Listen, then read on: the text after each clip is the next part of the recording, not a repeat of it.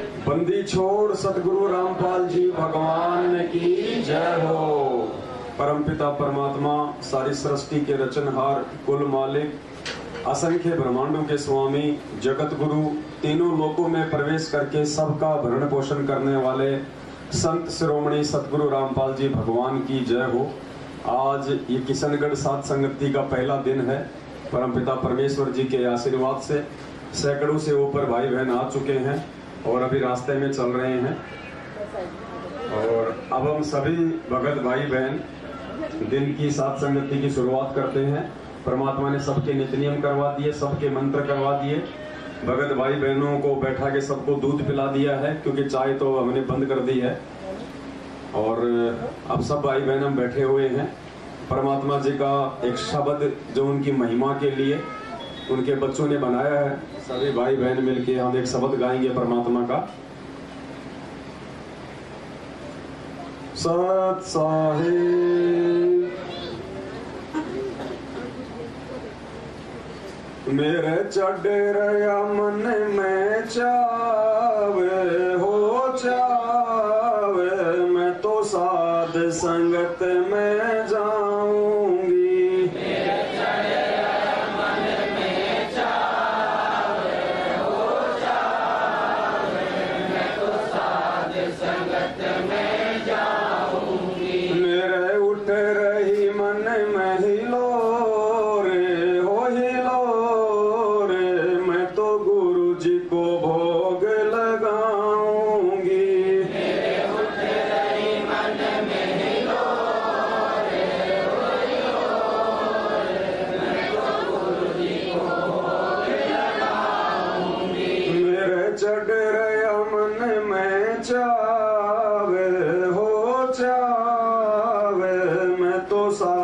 संगत में जाऊंगी। मेरे चढ़े मन में चावे हो चावे, मैं तो साध संगत में जाऊंगी। गुरु रामपाल मेरा साचा है, गुरु रामपाल मेरा साचा है। मटके जुदास अभी काचा है, गुरु रामपाल मेरा साचा है, गुरु रामपाल मेरा साचा है। मटके जुदास अभी काचा है, मटके जुदास अभी काचा है। गुरु गड़ गड़ काटे खोट हो खोट, मैं तो चोट ज्ञान की खाऊंगी।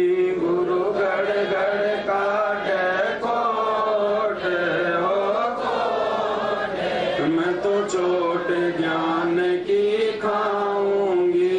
मेरे उठ रही मन में हिलोरे हो हिलोरे, मैं तो गुरु जी को भोग लगाऊंगी। मेरे उठ रही मन में हिलोरे हो हिलोरे, मैं तो गुरु जी को भोग लगाऊंगी। मेरे चढ़े रहा मन में चावे हो चावे, मैं तो साध संगत में जाऊंगी। मेरे चढ़े मन में चावे हो चावे, मैं तो साध संगत में जाऊंगी। गुरु विषय विकार मिटावेगा, मुझे ज्ञान की गंगा नहावेगा, मुझे ज्ञान की गंगा नहावेगा। गुरु विषय विकार मिटावेगा, गुरु विषय विकार मिटावेगा। मुझे ज्ञान की गंगा नहावेगा, मुझे ज्ञान की गंगा नहावेगा। मेरे दुले जा मन के दाग हो दाग, मैं तो चरणों में शीश चढ़ाऊंगी। मेरे दुल जा मन के दाग हो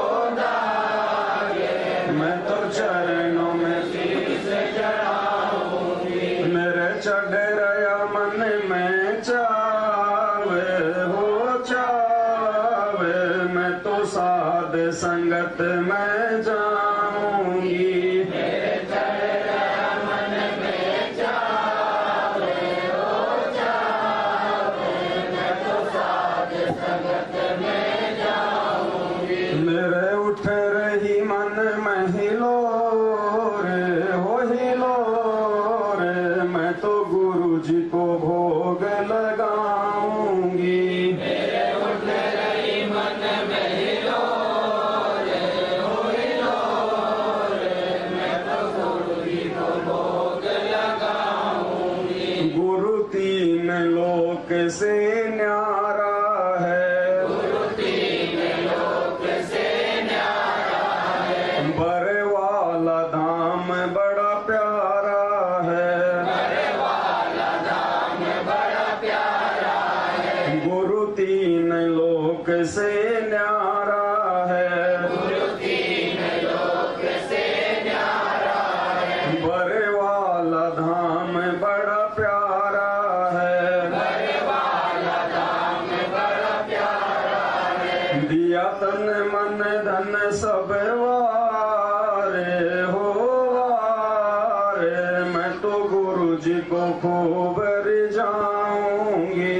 दिया तन मन धन सब वारे हो वारे, मैं तो गुरु जी को खूब रिझाऊंगी। मेरे चढ़ रहा मन में चावे हो चावे, मैं तो साध संगत में जाऊंगी। मेरे चढ़ रहा मन में जावे हो जावे, मैं तो साध संगत में जाऊंगी। मेरे उठ रही मन में हिलोर हो हिलोर, मैं तो गुरु जी को भोग लगाऊंगी। मेरे उठ रही मन में हिलोर हो हिलोर, मैं तो गुरु जी को भोग लगाऊंगी। गुरु ज्ञान की कश्ती बनाऊंगी, गुरु ज्ञान की कश्ती बनाऊंगी। विश्वास का चप्पू चलाऊंगी। विश्वास का चप्पू चलाऊंगी। गुरु ज्ञान की कश्ती बनाऊंगी। गुरु ज्ञान की कश्ती बनाऊंगी। विश्वास का चप्पू चलाऊंगी। विश्वास का चप्पू चलाऊंगी। गुरु वचन की रख कैलाज हो लाज, भव सागर से तर जाऊंगी। गुरु वचन की रख कैलाज हो लाज, भव सागर से तर जाऊंगी। मेरे चढ़ रहा मन में चावे हो चावे, मैं तो साध संगत में जाऊंगी। मेरे चढ़ रहा मन में जावे हो जावे, मैं तो साध संगत में जाऊंगी। मेरे उठ रही मन में हिलोर हो हिलोर, मैं तो गुरु जी को भोग लगाऊंगी। मेरे उठ रही मन में हिलोर हो हिलोर, मैं तो गुरु जी को भोग लगाऊंगी। मैंने साध संगत से जाना है, मैंने साध संगत से जाना है। भगवान गुरु को माना है। भगवान गुरु को माना है। मैंने साध संगत से जाना है। मैंने साध संगत से जाना है। भगवान गुरु को माना है। भगवान गुरु को माना है। मैंने 8 सितंबर का इंतजार मैं तो सतगुरु दिवस मनाऊंगी। मैंने 8 सितंबर का इंतजार सतगुरु दिवस मनाऊंगी। मेरे चढ़ मन में चावे हो चावे, मैं तो साध संगत में जाऊं। मेरे चढ़ मन में चावे हो चावे, मैं तो साध संगत में जाऊंगी। मेरे उठ रही मन में हिलोरे हो हिलोरे, मैं तो गुरु जी को भोग लगाऊंगी।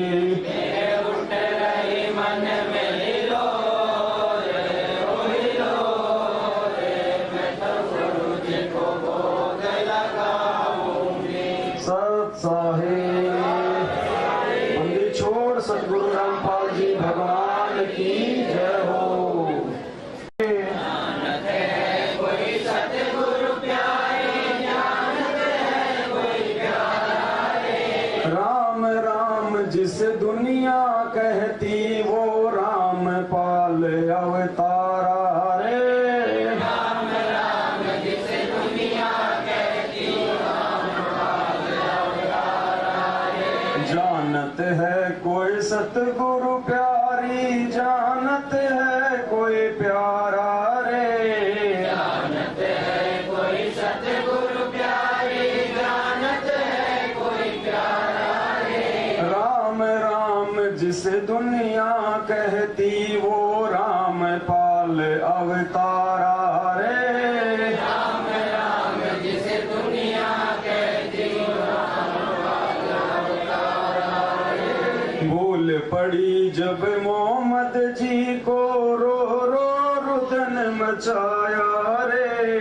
भूल पड़ी जब मोहम्मद जी को, रुदन मचाया रे। भूल पड़ी जब मोहम्मद जी को, रो रो रुदन मचाया रे। भूल पड़ी जब मोहम्मद जी को, रुदन मचाया रे। बच्चा गऊ तत्काल जीवाई, हजरत की लाज बचाई रे।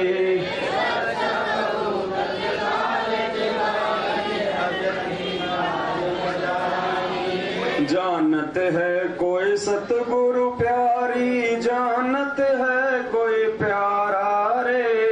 जानत है कोई सतगुरु प्यारी, जानत है कोई प्यारा रे। राम राम जिस दुनिया कहती, वो राम पाल अवतारा रे। राम राम जिस दुनिया कहती,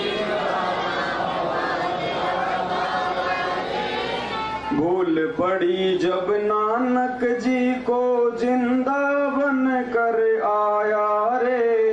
भूल पड़ी जब नानक जी को, जिंदा बन कर आया रे। भूल पड़ी जब नानक जी को, जिंदा बन कर आया रे।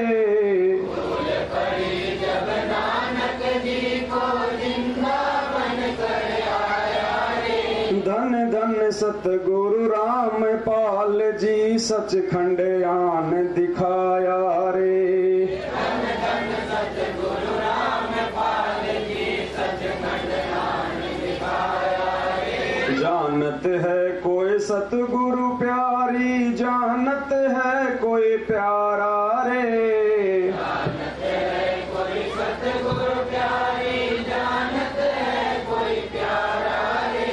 राम राम जिस दुनिया कहती, वो राम पाल अवतारा रे। राम राम जिस दुनिया कहती,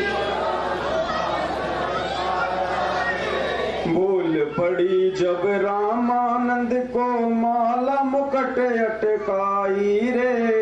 भूल पड़ी जब रामानंद को, माला मुकुट अटकाई रे। भूल पड़ी जब रामानंद को, माला मुकुट अटकाई रे। भूल पड़ी जब रामानंद को, माला मुकुट अटकाई रे। स्वामी घुंडी खोल के डालो, सतगुरु ने विधि बताई रे।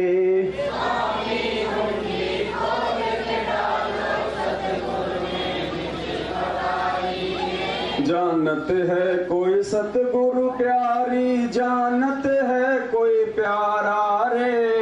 जानत है कोई सतगुरु प्यारी, जानत है कोई प्यारा रे। राम राम जिसे दुनिया कहती, वो राम पाल अवतारा रे। राम राम जिसे दुनिया कहती, राम पाल अवतारा रे। भूल पड़ी जब वीर सिंह को लीला गजब रचाई रे। भूल पड़ी जब वीर सिंह को लीला गजब रचाई रे। भूल पड़ी जब वीर सिंह को लीला गजब रचाई रे। भूल पड़ी जब वीर सिंह को लीला गजब रचाई रे। गुरु को गोविंद मान लिया जब चादर दूर बगाई रे। गुरु गोविंद मान लिया जब चादर दूर बगाई रे। जानत है कोई सतगुरु प्यारी, जानत है कोई प्यारा रे। जानत है कोई सतगुरु प्यारी, जानत है कोई प्यारा रे। राम राम जिसे दुनिया कहती, वो राम पाल अवतारा रे। राम राम जिसे दुनिया कहती, राम पाल अवतारा रे। बोल पड़ी जब बजरंगी को मुनिंदर बन कर आया रे। भूल पड़ी जब बजरंगी को मुनिंदर बन कर आया रे। भूल पड़ी जब बजरंगी को मुनिंदर बन कर आया रे। भूल पड़ी जब बजरंगी को मुनिंदर बन कर आया रे। आदि राम की कथा सुना कर अपना दास बनाया रे। आदि राम की कथा सुना कर अपना दास बनाया रे। जानत है कोई सतगुरु प्यारी, जानत है कोई प्यारा रे। जानत है कोई सतगुरु प्यारी, जानत है कोई प्यारा रे। राम राम जिस दुनिया कहती, वो राम पाल अवतारा रे। राम राम जिसे दुनिया कहती, राम पाल अवतारा रे। भूल पड़ी जब नल नील को पल में भक्ति गवाई रे। भूल पड़ी जब नल नील को पल में भक्ति गवाई रे। भूल पड़ी जब नल नील को पल में भक्ति गवाई रे। भूल पड़ी जब नल नील को पल में भक्ति गवाई रे। पत्थर पानी तैरा कर लंका पर विजय दिलाई रे। पत्थर पानी तैरा कर लंका पर विजय दिलाई रे। जानत है कोई सतगुरु प्यारी, जानत है कोई प्यारा रे। जानत है कोई सतगुरु प्यारी, जानत है कोई प्यारा रे। राम राम जिस दुनिया कहती, वो राम पाल अवतारा रे। राम राम जिसे दुनिया कहती, राम पाल अवतारा रे।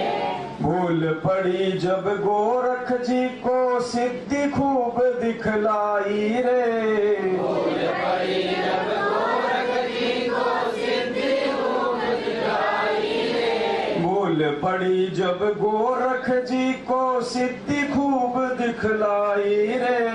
भूल पड़ी जब गोरख जी को सिद्धि खूब दिखलाई रे। गुरु राम पाल की शरणा पाक सतनाम की रट लगाई रे।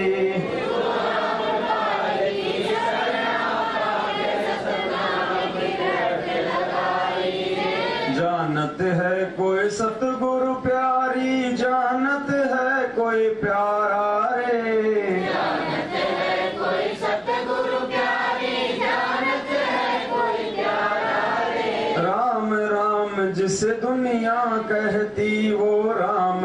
पाल अवतारा रे।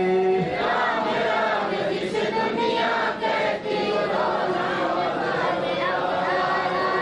भूल पड़ी जब ब्रह्मा जी को ज्ञानी बन कर आया रे। भूल पड़ी जब ब्रह्मा जी को ज्ञानी बन कर आया रे। भूल पड़ी जब ब्रह्मा जी को ज्ञानी बन कर आया रे। भूल पड़ी जब ब्रह्मा जी को ज्ञानी बन कर आया रे। ओम नाम का मंत्र देके अपना शिष्य बनाया रे। ओम नाम का मंत्र देके अपना शिष्य बनाया रे। जानत है कोई सतगुरु प्यारी, जानत है कोई प्यारा रे।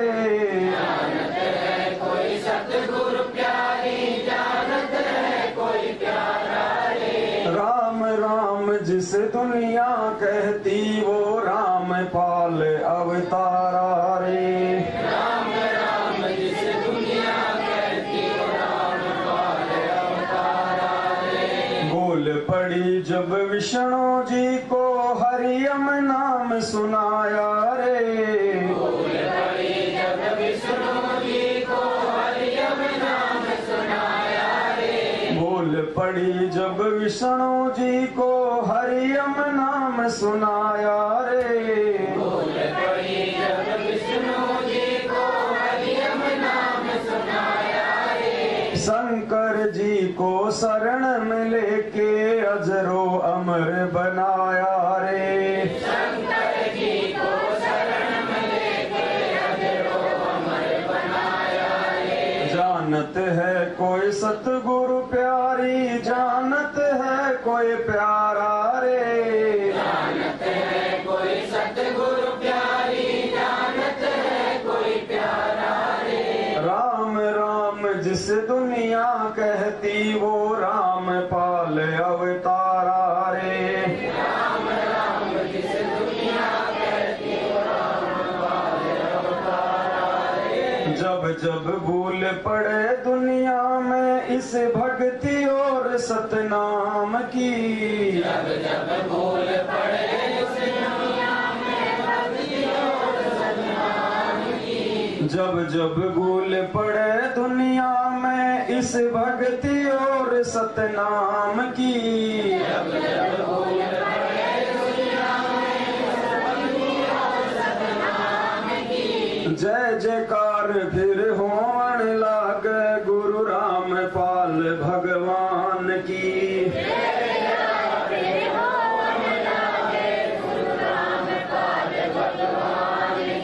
जानत है कोई सतगुरु प्यारी, जानत है कोई प्यारा रे। जानत है कोई सतगुरु प्यारी, जानत है कोई प्यारा रे। राम राम जिस दुनिया कहती वो राम पाल अवतारा रे। राम राम जिस दुनिया कहती वो राम पाल अवतारा रे। इस दुनिया को रचने वाला गाँव धनाने वाला है। इस दुनिया को रचने वाला गाँव बनाने वाला है। इस दुनिया को रचने वाला गाँव धनाने वाला है। इस दुनिया को रचने वाला गाँव बनाने वाला है। राम पाल मेरा सतगुरु प्यारा घट घट रमने वाला है। राम पाल मेरा सतगुरु प्यारा घट घट रमने वाला है। जानत है कोई सतगुरु प्यारी, जानत है कोई प्यारा रे। जानत है कोई सतगुरु प्यारी, जानत है कोई प्यारा रे। राम राम जिस दुनिया कहती वो राम पाल अवतारा रे। राम राम जिस दुनिया कहती वो राम पाल अवतारा रे। सत साहिब बंदी छोड़ सतगुरु रामपाल जी भगवान की जय हो। सत साहिब। तो पुण्यात्मा संगति परमपिता परमात्मा जी के आशीर्वाद से हो रही थी। तो उसमें अपना जो विषय था वो ये चल रहा था कि कौन कौन आत्माएं 650 साल पहले पार हुई है। और जहां तक परमात्मा ने रात्रि में साथ संगति करवाई तो उस वहां तक केवल यही निष्कर्ष निकला के सामने आया कि अभी तक कोई भी आत्मा इस कलयुग में पार नहीं हो पाई है, सतलोक नहीं जा पाई है। तो परमात्मा ने काफी उसके एग्जाम्पल भी दिलवाए थे। तो उसी कड़ी में अब एक दूसरा वीडियो है परमपिता परमेश्वर जी का। हम इस वीडियो को ध्यान से सुने और एक एक चीज हमारे को समझ में आएगी कि ना ही तो नानक जी पार हुए, ना ही तो मीरा जी पार हुए, ना तो रैदास जी रविदास जी पार हुए, ना गणिका पार हुई। सब के सब आत्माएं यही हैं, क्योंकि मोक्ष का समय परमात्मा ने इस पिछली पीढ़ी को सेलेक्ट किया था। इस पिछली पीढ़ी में परमात्मा ने हमारे को अक्षर ज्ञान करवाना था। परमात्मा ने हमारे को दुनिया भर के सारे शास्त्रों से परिचित करवाना था, क्योंकि मालिक को मालूम था कि जब तक ये आत्मा हृदय से स्वीकार नहीं करेगी कि जो मेरा गुरु है ये पूर्ण परमात्मा है, ये परमेश्वर है, तब तक ये आत्मा आगे मोक्ष की राह में नहीं बढ़ सकती। तो वर्तमान का जो समय है परमात्मा ने केवल मोक्ष के लिए इसी समय को चिन्हित किया है। आज से पहले परमात्मा हमसे थोड़ी बहुत भक्ति करवा के केवल हमारे को यहाँ तक लेके आए हैं ताकि वर्तमान समय में हम पहुंच जाएं, हमारे को मानव शरीर मिले। और आज हम वो सारे प्रमाण जो परमेश्वर ने बहुत समय पहले ही वेदों में लिखवा दिए थे, गीता जी में लिखवा दिए थे, कबीर सागर में लिखवा दिए थे और दुनिया भर के सभी सदग्रंथों में लिखवा दिए थे परमात्मा होने के विषय में। तो आज हमारे सामने वो सारी बातें हैं। तो कल के वीडियो में परमात्मा ने बताया जो एक शब्द था कि कोई हैरे परले पार का जो भेद कहे जनकार का। तो परमात्मा ने उस शब्द में स्पष्ट कर दिया था कि 120 साल पहले कि 650 साल पहले परमात्मा 120 साल रहे लेकिन कोई भी पार नहीं हुआ। तो एक बार हम वो वीडियो जो रात्रि में जो चला था हम उसको एक बार फिर से सुन लें।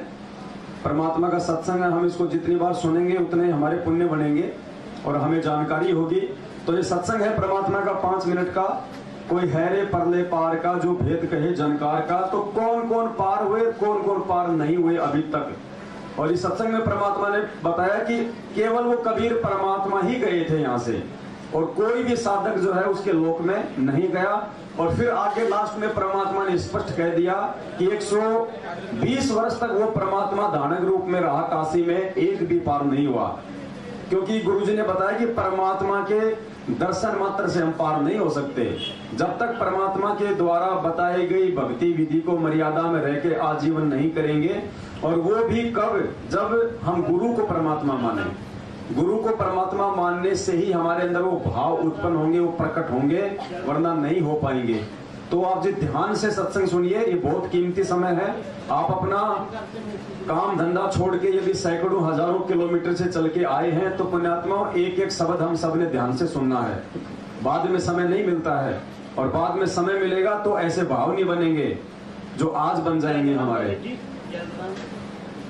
भगत जी वही कल वाली बात, आप उसी टाइम पे आ गए। भगत जी भजन करते करते मुंह सूख जाता भक्तों का, थोड़ा थोड़ा जल नाम देते। अरे भगत जी ऐसे मुंह सूखेगा क्या भक्तों का? आज मुंह सूखेगा, आज भक्ति नहीं करी, कल को बैल बनेंगे सारा दिन, फिर खेत में चलते चलते फिर कौन लाएगा पानी का गिलास? तो आज तो सहन भी कर लेंगे थोड़ा बहुत, कोई दिक्कत नहीं है। जब बीच में जब ब्रेक आ जाए उस समय ले आना। और बाकी किसी को आवश्यकता हो, पानी पीनी हो तो उधर सामने रखे कैंपर, अपना जाके पी के आ जाओ भाई।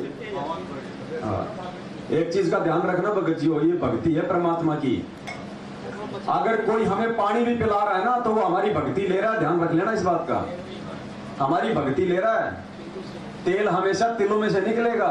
गुरुजी ने बताया ये श्याम जी के जाते हैं, बालाजी के लोग जाते हैं झंडा लेके, और रास्ते में जो सेव संतरे खिलाने वाले बैठे रहते हैं ना, इनको क्या मिलता है? वो जाने वालों के पुण्य मिलते हैं उनको। तो हम जो बैठे बैठे हमारी जो आदत है ना, भगत जी एक गिलास देना पानी का, भगत जी एक वो देना, वो भक्ति खा रहा आपकी। आप भक्ति इतनी आप करते नहीं खुद, उससे ज्यादा आप जी दूसरे को दे देते हो अपनी भक्ति। तो कोशिश करो अपना पानी का गिलास पी के उसको खुद रखने का, या फिर खुद जाके पी के आओ।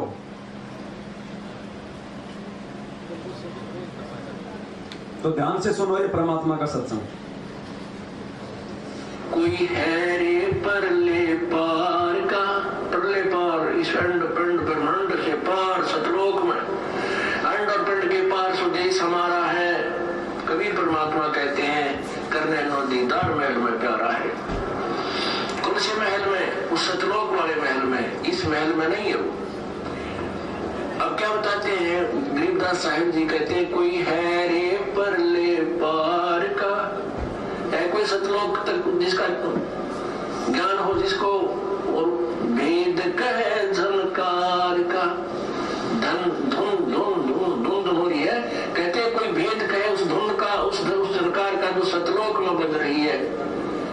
तुम्हारी ये नकली आवाज है इस ब्रह्मांड में पिंड में सुन रही है। कोई है रे परले पार का, जो भेद कहे झनकार का, कोई है रे परले पार का, जो भेद कहे झनकार का। अब क्या बताते हैं? वारही गोरख वारही दत्त, वारही ध्रुव प्रहलाद अर्थ। वार ही माने उरले ही, उरली तरफ, परली तरफ नहीं, वार उरले लो है, this side, not that side. वारही Gorakh वारही Dutt, वारही ध्रुव प्रहलाद अर्थ, वारही सुखदेव वारही व्यास, वारही पाराशर प्रकाश। अपना तो कितनी गहरी बात कही है। वारही दुर्वासा दरवेश, वारही नारद सारद शेष, वारही भरथरी गोपी चंद, वारही सनक सनंदन बंद, वारही ब्रह्मा वारही इंद्र, वारही शेष कला गोविंद। यो 1000 हो जाएगा भगवान, ये काल भी वार ही है। वारही शिव शंकर दो संग, वारही धर्मराय आरंभ, वारही धर्मराय धर धीर, परम धाम पहुंचे कबीर। रगे दुशाम अथर्वण वेद, परम धान नहीं लहा भेद। अलल पंख अगाध भेव, जैसे कुंजी सुरती शिव। वार पार थे हाने था, गरीबदास निर्गुण निगाह। अब क्या बताते हैं? कोई हैरे परले पार का जो भेद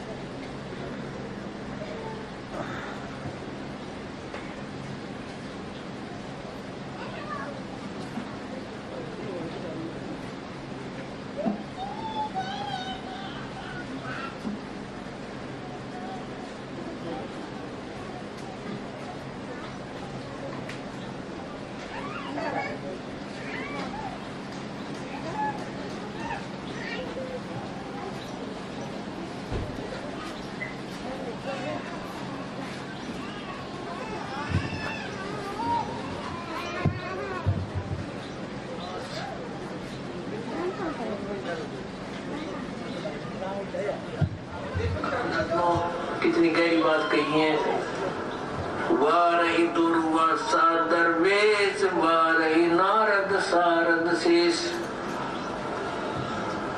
वारही भरथरी गोपी चंद, वारही सनक सनंदन बंद, वारही ब्रह्मा वारही इंद्र, वारही शेष कला गोविंद। यो 1000 हो जाएगा भगवान, ये काल भी वार ही है। वारही शिव शंकर दो संग, वारही धर्मराय आरंभ, वारही धर्मराय धर धीर, परम धाम पहुंचे कबीर। रगे दुशाम अथर्वण वेद, परम धान नहीं लहा भेद। अलल पंख अगाध भेव, जैसे कुंजी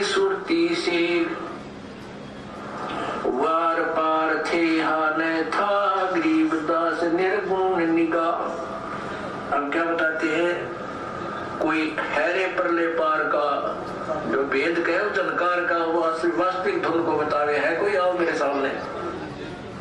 जब कहते धुन धुन देखी धुन सुनी, इस शरीर में जो तुम दिखाई देता है और जो सुनता है वो काल तक का है। दृष्टि पड़े सुपना है धर अम्बर कैलाश, वो या कृत्रिम बाजी झूठ है तुम सुरत समो श्वास। श्वास में सुरत समाने का अर्थ है जो मंत्र आपको दिया श्वास उस श्वास का, उसमें ध्यान से शब्द करते रहो, इससे पार होंगे। वार ही गोरख जैसे नाथ भी उधर ही उर्ली साइड में है, पार नहीं हुए। और वार ही दत्तात्रेय जैसे भी ये उर्ली ओड भी है, ये पार नहीं हुए। वार ही धरु प्रहलाद अर्थ धरु और प्रहलाद भी पार नहीं, इनकी जन्म मृत्यु होती है। अब यहाँ चक्कर में पड़ जाते हैं, कमाल की बात है। ये तो इनको भगवान मिल गई थी। अरे भगवान 120 वर्ष काशी में चले गए, सब न मिल रहे थे, कौन सा पार हो गया? क्या कह रहे हैं परमात्मा? भगवान 120 साल तक काशी में रहे थे, कौन सा पार हो गया? ध्यान देना इन शब्दों पे, आप बीच बीच में टामाडोल कर जाते हो, आप सुनते नहीं हो, फिर सोच रहे हो बस ये तो शब्द चल रहा है। परमात्मा बीच में ही भेद दे के जाते हैं। इसलिए गुरुजी कहते हैं जब भी सत्संग सुनो तो प्रत्येक लाइन को ध्यान से देखा करो, सुना करो। क्या कह रहे हैं परमात्मा? गोरख जैसे नाथ भी उधर ही उर्ली साइड में है, पार नहीं हुए। और वार ही दत्तात्रेय जैसे भी ये उर्ली ओड भी है, ये पार नहीं हुए। वार ही धरु प्रहलाद अर्थ धरु और प्रहलाद भी पार नहीं, इनकी जन्म मृत्यु होती है। अब यहाँ चक्कर में पड़ जाते हैं, कमाल की बात है। ये तो इनको भगवान मिल गई थी। अरे भगवान 120 वर्ष काशी में चले गए, सब न मिल रहे थे, कौन सा पार हो गया? भगवान के मिलने से पार नहीं होती, भगवान के द्वारा बताएगी भक्ति से, भक्ति धनी होकर के हम सतलोकदास के भगवान के मिलने से या भगवान के दर्शनों से पार नहीं हो सकते। भगवान ने जो भक्ति साधना बताई है, मर्यादा में रह के अगर आजीवन करेंगे तो हम पार होंगे। तो परमात्मा ने अपने सत्संग में स्पष्ट कर दिया है कि 120 साल तक वो परमात्मा काशी में रह के चला गया, एक भी पार नहीं हुआ। और वैसे भी गुरुजी सत्संगों में बोलते रहते हैं कि 64 लाख में एक भी पार नहीं हुआ। तो ये नानक जी जो थे, मीरा जी जो थे, रविदास जी थे, गणिका थी, ये कौन थे? कमाल कमाली, ये सब 64 लाख में तो थे, परमात्मा के समकालीन तो थे ये सब। एक भी पार नहीं हुआ इनमें। क्यों नहीं हुआ? क्योंकि वो पार करने का समय नहीं था। और दूसरा हमें गुरुजी ने क्या बताया? सार नाम तो किसी को देना ही नहीं था। सार नाम के लिए तो परमात्मा ने धर्मदास जी को सौगंध दिलवा दी थी कि धर्मदास मेरी लाख दुआई, ये सार ज्ञान या सार नाम या सार शब्द कहीं बाहर न जाए। ये तो परमात्मा ने वर्तमान समय में देना था। और धर्मदास जी को परमात्मा ने खाली नकली बंदूक दी थी सार नाम के नाम पे। धर्मदास जी को असली सार नाम नहीं दिया था परमात्मा ने, क्योंकि वो अंतर्यामी थे, उनको पता था कि इसको पचा ही नहीं पाएगा। और जब उस परमात्मा ने धर्मदास जी को सार नाम दिया, और सार नाम देने के बाद धर्मदास जी को पाबंद कर दिया कि धर्मदास मेरी लाख दुहाई है, ये सार नाम का तुमने कहीं जिक्र भी नहीं करना, किसी को देना भी नहीं है। तो धर्मदास जी के जाड़ा चढ़ गया, चिंतित हो गया।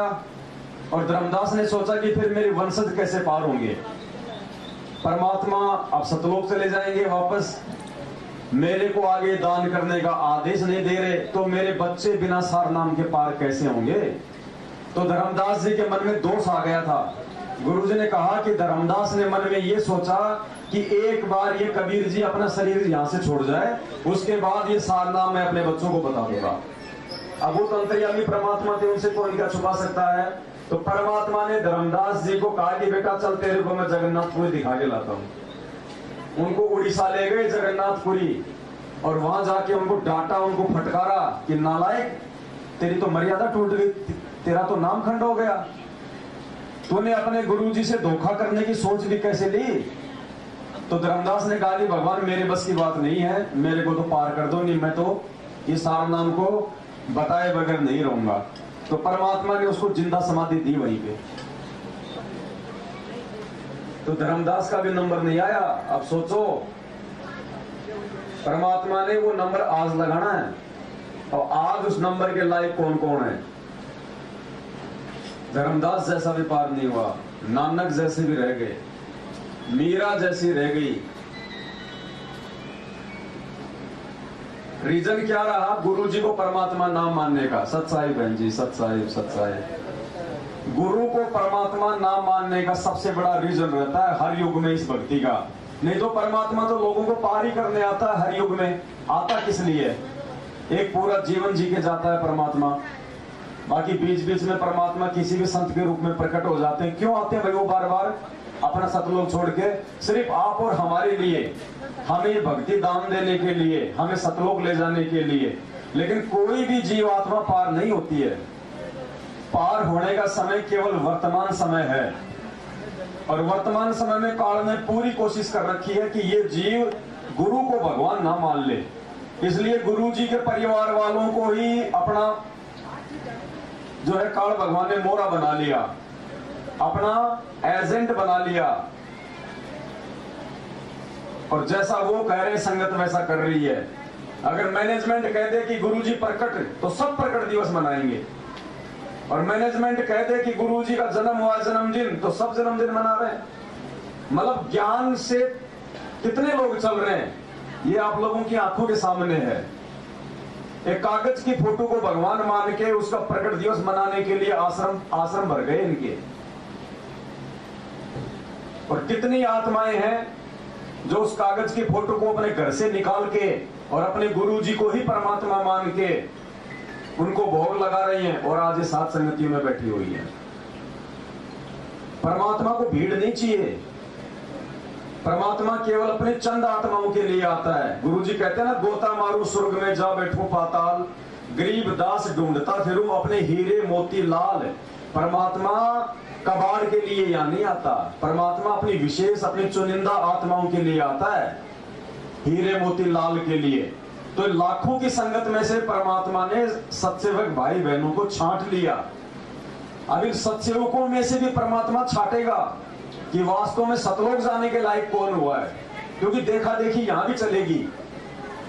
देखा देखी हम सतलोक से आए, देखा देखी हम मैनेजमेंट से जुड़े, तो देखा देखी लोग एक बार साथ संगति में भी आएंगे और जुड़ेंगे।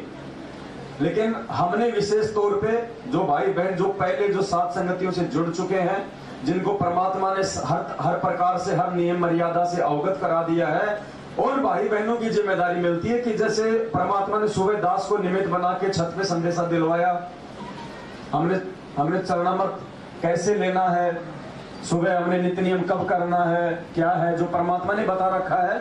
मैंने कोई अलग से नहीं बताया कोई बात, ना मैं बताने का अधिकारी, और मैं यदि अलग से कोई बात बताऊंगा तो मेरी बात पे कोई यकीन भी नहीं करेगा। कहने का मतलब है जो विधि परमात्मा ने बताई है भक्ति की, कम से कम उनके बताए अनुसार तो हम सही करें, या फिर हम लोग ऐसे हम गफलत में जीते रहेंगे तो बताओ हम पार कहां से होंगे? क्या फायदा वो सबूत दिखाना। तो परमात्मा ने सत्सेवकों के रूप में केवल चंद आत्माओं को चुना है, और इनमें से भी परमात्मा छांटेगा कि वास्तव में मेरी विशेष आत्मा कौन है, जो तन मन धन हर प्रकार से मेरे साथ जाने को तैयार है। सोचिए आप सभी भाई बहन कहां तक इस भक्ति मार्ग में पहुंच पाए हैं। आपने कौन सी सीढ़ी अभी तक भक्ति की आपने चढ़ी है। हम सब बैठे हैं यहाँ पे, और अभी यदि गुरुजी आके यहाँ पे प्रकट हो जाएं और गुरुजी कहते हैं कि बच्चों कौन कौन है जो सतलोक जाने के लिए तैयार है, तो हाथ तो सभी खड़ा कर देंगे। लेकिन मालिक तो अंतर्यामी है, वो तो अंदर से देखेगा ना। देख लो, खुद देख लो हम कितने अपने काम धंधे में अभी तक हम उलझे पड़े हैं। बाल बच्चों के रमणी के चक्कर में, उनके शादी ब्याह के चक्कर में, उनकी नौकरी के चक्कर में, उनकी पढ़ाई के चक्कर में, मकान बनाने के चक्कर में। सोचो अभी तक हम लोग कितने उलझे हुए हैं। जिसके मकान का काम 70% पूरा हो गया, मात्र 25% बाकी है, वो सोचेगा, मन में आ जाएगी तुरंत कि 15 लाख रुपए लगाए, अभी तो मकान भी ढंग से नहीं बना। आ गई मन में रिजेक्ट। अरे मेरे तो पोता होने वाला है, कम से कम उसका तो मुंह देख लो एक बार। हो गए रिजेक्ट। सोचो हम कहां खड़े हैं अभी तक। अगर अब आ जाए परमात्मा ने कहते भाई बैठो जहाज में चलो बच्चों, कौन कौन चल रहा है सतलोक, तो पीछे का ध्यान नहीं आना चाहिए। अगर 1 मिनट पहले बच्चे की अगर टांग टूट गई तो वो भी दिमाग में नहीं आना चाहिए। भाड़ में जाए बच्चा, भाड़ में जाए, उसकी टांग जिसने टांग दी है उसकी जिम्मेदारी, ठीक करेगा नहीं करेगा, मुझे सतलोक जाना है, नहीं तो फिर बाद में गधा कुत्ता बन के मेरी पता नहीं लाखों बार टांग टूटेगी। बिल्कुल नहीं देखना पीछे। हमने पुण्यात्मा इस कदर हमने तैयार रहना, क्योंकि सबसे बड़ा बात हमारा एक परिवार बनेगा एंड में, आप देख लेना। यदि किसी ने अनाप शनाप प्रॉपर्टी माया जोड़ रखी है तो उसके बंधन का कारण वो प्रॉपर्टी बनेगी। किसी का यदि अपने परिवार में आवश्यकता से ज्यादा मोह है तो उसका परिवार उसके बंधन का रीजन बन जाएगा। काल ऐसे ऐसे खूंटे रोप देगा। यदि आपके पोते में आपका मोह है, हमारे बेटे में हमारा मोह है, तो काल क्या करेगा? ऐसे थोड़ी जाने देगा उत्तरी कुटी तक। गुरुजी ने क्या बताया, जब 650 साल पहले परमात्मा एक आम साधु का रूप बना के सतलोक जा रहे थे मगर से, तो बीच में आई ना दुर्गा, कीन्या मगर पियाना, सतगुरु कीन्या मगर पियाना। और फिर मालिक कहते माया सतगुरु से अटकी, माया सतगुरु से अटकी। कितने जाल डाले उसने परमात्मा पे एक आम साधक समझ के उसको फंसाने के लिए। अर्ध नगन होके खड़ी हो गई, यहां तक उसने अपना वो दिखा दिया। तो सोचो आप और हम तो है ही क्या। वो भी अपने इस तरह का अंतर्यामी है। मन उसका एजेंट, सारी सूचना उसको देता रहता है। जैसे कोई चुगलखोर व्यक्ति अगर कोई 10-15 व्यक्तियों के बीच में बैठा हो तो वो दूसरे आदमी को सूचना देता रहता है। या तो मोबाइल को चालू करके कह देगा मैंने जेब में डाल रखा, तू सुनते रहना कौन क्या कर रहा है, कौन क्या बोल रहा है। तो मन जो है ना, ये उसका एजेंट, उसको पल पल की सूचना देता है कि ये आत्मा तेरे जाल से बाहर निकलने की तैयारी कर रही है। तो काल उसके ऊपर शिकंजा कस देता है, दुखों का, तकलीफों होगा। हम सोचते हैं यार ये मेरे ऊपर इतनी तकलीफ क्यों आ गई, ये जबरदस्ती दी जा रही होती हमें। काल पूरा जोर लगाएगा, परमात्मा के बराबर की टक्कर है, 21 ब्रह्मांड का स्वामी है। हमसे एक परिवार नहीं संभलता, वो 21 ब्रह्मांड संभाल रहा है, परमात्मा की टक्कर का है। वैसे तो 0/0 है मालिक के आगे, लेकिन वैसे देखा जाए तो ये भी यहाँ का स्वामी है। तो पूरी कोशिश वो करेगा भाई। तो साथ संगति में आके हमने भक्ति ज्यादा से ज्यादा करके और ये 5 यज्ञ करके और समय पे हमने अपनी आरती मंत्र सुमरण करके हमने आत्मा को मजबूत करना है। आत्मा केवल भक्ति से मजबूत होगी, दूसरा कोई तरीका नहीं है आत्मा को मजबूत करने का। सिर्फ भक्ति से आत्मा हमारी मजबूत होगी। और हमने यहाँ आके केवल वो भक्ति विधि जाननी है। हम बिगड़े मैनेजमेंट की संगति करके, तो हम सुधरेंगे अपने सत्सेवक भाई बहनों की सुसंगति करके। तो आज है वो मौका उन आत्माओं को पार करने का। आज से पहले वो आत्मा पार नहीं हो सकती थी, क्योंकि परमात्मा ने बताया मेरा जी की एंड तक आस्था श्री कृष्ण जी में रही, अंत तक श्री कृष्ण जी में उसकी आस्था रही। पीपा जी, अब बताओ, नाम ले लिया उसने कबीर परमात्मा से, उसने अपना राज भी छोड़ दिया। पीपा और सीता ने रामानंद जी के आश्रम में रहने लग गए। और फिर भी जब रामानंद जी 2-4 दिन के लिए बाहर गए तो उनके क्या मन में आया, चलो श्री कृष्ण जी की वो द्वारिका देख के आते हैं। अरे भाड़ में गई द्वारिका, नाम ले लिया पूर्ण परमात्मा का, भक्ति कर रहा सतलोक की, मन में इच्छा श्री कृष्ण जी की द्वारिका देखने की। पीपा दरिया में कूद गया जिसने कैसी करी डिठाई। अब बता क्या मतलब था उसको। तो आस्था उसकी श्री कृष्ण जी में थी। और जब द्वारिका से बाहर आया, अब आया भी वो परमात्मा उसके लिए श्री कृष्ण बन के। द्वारिका रची परमात्मा ने अपने भगत के लिए, और श्री कृष्ण जी रूप में 7 दिन तक उसके साथ रहा अंदर। और जाते समय उसको एक अंगूठी दी, छाप। गुरुजी कहते हैं आज भी वो वहां पे वृंदावन में रखी हुई है, ताकि कोई ये सोचे कि भाई ये झूठी कहानियां है। तो आस्था उसकी वहीं पे थी। नाम भले वो परमात्मा का जपता था, आस्था उसकी श्री कृष्ण जी में थी। दूसरी बात, परमात्मा ने किसी को भी सतनाम तक का जाप नहीं दिया था, सतनाम भी नहीं दिया किसी को। किसी भी जीव को परमात्मा ने सतनाम तक नहीं दिया। प्रथम मंत्र भी परमात्मा ने पूरा नहीं दिया। ये 7 मंत्र आज मिल रहे हैं हमें। आज से पहले गुरुजी कहते हैं केवल बीच बीच के 5 मंत्र दिए थे परमात्मा ने। सिर्फ तुम्हें रिचार्ज करने के लिए कि तुम यहां तक आ जाओ। और आज ये जो 2 मंत्र और दिए परमात्मा ने लास्ट का शुरू का, ये परमात्मा ने बताया यदि किसी कारण से तुम्हारा, यदि मेरे से नाम दीक्षा लेके तुम्हारा यदि शरीर भी छूट गया तो इन 2 मंत्रों की कमाई से तुम्हें तुरंत मानव शरीर मिलेगा। इसलिए 2 मंत्र दिया आज परमात्मा ने, क्योंकि मालिक को पता था कि ये काल मर्यादा में रहने नहीं देगा और किसी न कारण से इनको चोट लगेगी, इनका शरीर छूटेगा, तो 2 मंत्रों की कमाई से फिर हमारे को तुरंत मानव जन्म मिलेगा। तो सारी की सारी आत्माएं जो आज से पहले परमात्मा ने उनको रिचार्ज किया था, सारी आत्माएं यही हैं वर्तमान में, इसी धरती पे हैं। कोई नहीं है तो वो आ जाएंगे आने वाले समय में। बाकी पार होने का समय यही है, चाहे वो नानक जी हो, चाहे रविदास जी हो, चाहे कमाल कमाली हो, चाहे गणिका हो, चाहे कोई जी हो, चाहे सभी आत्माओं को परमात्मा इसी समय लेके आएगा। हनुमान जी तक को कबीर सागर के सरलात में मालिक ने साफ साफ लिखा हुआ है, हनुमान जी भी इस समय आएगा इस धरती पे। लेकिन हमें आसक्त नहीं होना है। अगर मालूम भी पड़ जाए कि भाई वो आत्मा ये है, वो आत्मा ये है, तो हमने किसी पे आसक्त नहीं होना है। आप कौन सी कमजोर आत्मा हो गई, आपको पता चले आप कौन सी आत्मा हो, तो जो भगत अगर गुरु जी की मर्यादा में रह के भक्ति कर रहा है और जो मतलब जितना ज्यादा वो कमजोर दिखाई देगा आर्थिक स्थिति से भी, शारीरिक रूप से भी, वो उतनी ही विशेष आत्मा है परमात्मा की। अगर परमात्मा दिखाने लग जाएंगे तू वो आत्मा, तो मालूम पड़ेगा कि हम कौन है। लेकिन मालूम पड़ने से हो क्या जाएगा। अब मान लो आपको गुरुजी कह दे किसी को कि बेटा तू तो भीम की आत्मा है। अरे भीम की आत्मा है तो भाई उसका फायदा क्या। अगर तू इतनी अच्छी आत्मा थी तो महाभारत में हो जाती पार। परमात्मा आया था भाई, तुम्हारा यज्ञ सफल करके गया था सुपथ रूप में। श्री कृष्ण जी ने बता भी दिया था, तुम्हारी आंखों के सामने एग्जाम्पल था।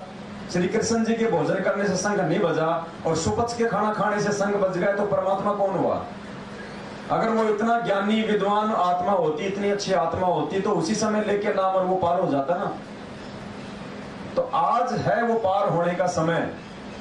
तो परमेश्वर ने मीरा जी का एक 9 मिनट का सत्संग है। ये सत्संग बहुत सारे हमारे कंसेप्ट क्लियर करेगा। हमारे सारे के सारे जो है भ्रम निवारण हो जाएंगे कि वास्तव में कौन पार हुआ है। और वो समय आज है पार होने का। और आज भी काल हमसे भयंकर गफलत करवा रहा है, भयंकर गफलत। 27 साल में परमात्मा ने कोई कमी नहीं छोड़ी अपने परमात्मा होने के विषय में प्रमाण देने की। फिर भी देखो टोल के टोल भेड़ चाल में चल रहे हैं। जिंदा कबीर से नाम लेकर कागज के कबीर का प्रकट दिवस मनाने के लिए टोल के टोल जा रहे हैं भेड़ चाल। कहां से पार होंगे, ये लक्षण थोड़ी है पार होने के। ये सत्संग ध्यान से सुनिए भाई। आप दास बीच बीच में विश्लेषण करता रहेगा, लेकिन आप थोड़ा ध्यान से सुनिए एक एक शब्द को। किसी ने पानी पेशाब करना हो चुपचाप उठ के चला जाए, चुपचाप उठ के बैठ जाए, दूसरों को डिस्टर्ब ना करे। क्योंकि हो सकता है दास कल नहीं रुक पाएगा, आज ही परमात्मा साथ संगति करवाएंगे बस।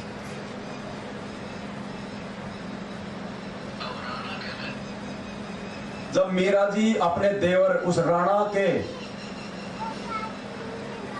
अत्याचारों से दुखी होके परेशान होके जब वो वृंदावन चली गई थी, उसके बाद में राणा के राज्य में सूखा पड़ गया, अकाल पड़ गया। देखना सत्संग में बहुत सारे कंसेप्ट क्लियर होंगे। सूखा पड़ गया, अकाल पड़ गया, बारिश नहीं हुई। तो किसी जंत्र मंत्र करने वाले ने बताया कि भाई तुमने किसी भगत को दुखी कर रखा है, तुमने किसी भगत को परेशान कर रखा है, और जब तक वो भगत वापस नहीं आएगा तब तक तेरे राज्य में शांति नहीं हो सकती। तो राणा ने कहा कि भाई मैंने तो किसी भगत को दुखी किया ही नहीं। तो जो भवन था, मीरा का चाचा, मीरा ने उसको भी नाम दिलवा दिया था परमात्मा से, और उस राणा का वजीर था, वो महामंत्री था। तो उसके चाचा ने कहा रे नालायक, तूने मीरा को दुखी कर रखा है। क्योंकि राणा तो उसको भगत समझता ही नहीं था, वो तो संत महात्मा उसको समझता जिसके कोई छोटा लंगोटा। बोला तूने मीरा को दुखी कर रखा है, तूने दुखी क्यों नहीं कर रखा। और फिर उन जंतर मंत्र करने वालों ने यह भी बता दिया था कि जब तक वो संत वापस नहीं आएगा तेरे राज्य में सुख शांति नहीं होगी। तो पुण्यात्मों, ठीक इसी प्रकार से ये देश दुनिया वालों ने जिस प्रकार से बरवाला कांड करवा के या परमात्मा के ज्ञान को ना समझ के उनको दुखी करके जो जेल में भेज दिया, जेल में बैठा दिया है, इस देश और दुनिया में आने वाले समय में उस समय तक शांति नहीं हो सकती जब तक उस परमात्मा के पैर पकड़ के ना ले। शांति नहीं हो सकती। अभी देखना तांडव मचेगा। अभी तो दुनिया को 2 टाइम की रोटियां ठीक ठाक मिल रही, इसलिए भगवान से दूर है। रातों रात परमात्मा काया पलट देगा। रातों रात भक्तों को भी सोचने समझने का मौका नहीं मिलेगा। अकाल, भूखमरी, बाढ़, पता नहीं क्या क्या हो जाए। अभी शाम को सुनामी आ जाए, उनको पता थोड़ी, उड़ीसा वालों को, बंगाल वालों को, बंबई वालों को। अचानक से परमात्मा का तो सेकंडों का काम है, कहीं से भी तूफान उठा देगा। साइक्लोन आ गया, चक्रवात आ गए, बहाना बढ़ गया, लाखों लोग मर गए। ये कोरोना आया, किसी को मालूम था क्या? कुछ भी हो सकता है, ये काल का लोग है, कुछ भी। और चूंकि परमात्मा को जेल में बैठा दिया, तो सोचो दुनिया ने तो आफत मोल ले ली, अपने पैर पे खुद ही कुल्हाड़ी मार रखी है। कब क्या हो जाए कोई भरोसा नहीं है। तो संत ने कहा कि जब तक वो संत भगत वापस नहीं आएगा तब तक तेरे राज्य में सुख शांति नहीं हो सकती। ध्यान से सुनिए। अब राणा कहता है कि मैंने ऐसा कोई संत पेशा नहीं किया। भगवान ने कहा कि क्यों नहीं किया आपने? आपने मीराबाई के साथ तो जुल्म किए हैं, वो भगवान सहन नहीं कर सका। तेरे जुल्मों से दुखी होकर के वो गई है। तो उन्होंने ये भी बताया था भविष्य को जंतर मंत्र देखने वालों ने, पविष्टों ने, बताने वालों ने, कारण बताने वालों ने, कि वही संत वापस आए, तेरा राज ठीक रहे, नहीं तो ये जुल्म होता ही रहेगा। अब उसने राणा ने कहा भी कौन ला सकता है फिर मेरा को वापस? 2 सैनिक खड़े हुए, 2 सेवक सैनिक खड़े हुए कि हम ला सकते हैं, हमारी बात को बहन नहीं मोड़ेगी, हम उनसे खूब परिचित है, हमारी घंटों चर्चा होती थी। अब राजमा विवाद बहुत होता है, बकवास भरी होती है कोड़ी उनमें। तो राजा ने जब वो चलने लगी कि कहा कि अगर वो नहीं आए तो तुम क्या करोगे? तुम्हें इतना विश्वास है? हाँ जी विश्वास है। अगर वो नहीं आएगी तो हम भी वापस नहीं आएंगे, वही जान दे देंगे। अगर वो हमें मिल गई तो हम वापस नहीं आएंगे, लेकर ही आएंगे, खाली नहीं आएंगे। अब वो दोनों ढूंढते ढूंढते वृंदावन पहुंच गए। मीराबाई से बहुत प्राप्त। उससे पहले परमात्मा पूर्ण ब्रह्म कबीर साहब मीराबाई के पास गई। मीराबाई से कहा बेटी, वो जो नाम रविदास से तूने लिया है वो पूर्ण नहीं है। अब मंत्र मैं दूं आपको, सतनाम, ये सतनाम प्राप्त कर दूं। अब एक चीज यहाँ पे और विचार करने की है। मीराबाई ने प्रथम नाम किससे लिया? दूसरा नाम किससे लिया? तो मीराबाई का एक गुरु हुआ, 2 गुरु हुए, वो पार होगी। उसने तो 2 पति बना रखे थे। अरे एक ही पंथ में आप प्रथम नाम तो ले रहे हो आप बल्कि महेंद्र भगोड़े से, और दूसरा नाम ले रहे हो आप गुरुजी से, आप पार हो गए। ये विचार करने की बातें हैं, ये सात संगतियों से दिमाग में आएंगी बातें। आत्मा का पति एक है, गुरु एक होता है, गुरु 2 होते हैं।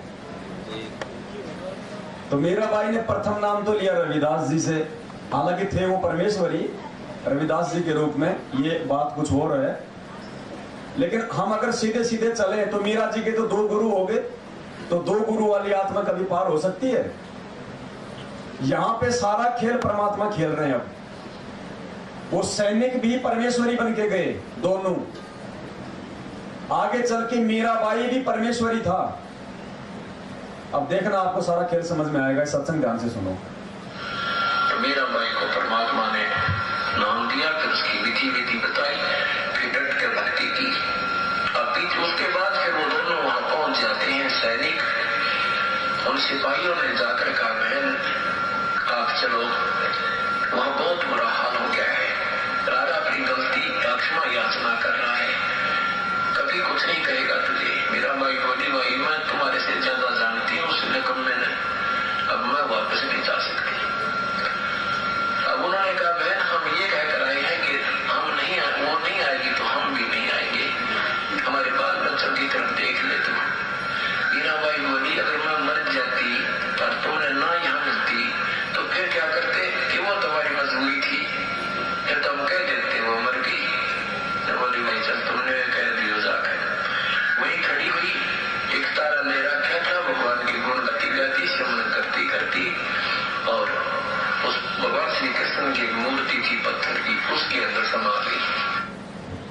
भाई नाम ले रखा कबीर परमात्मा का,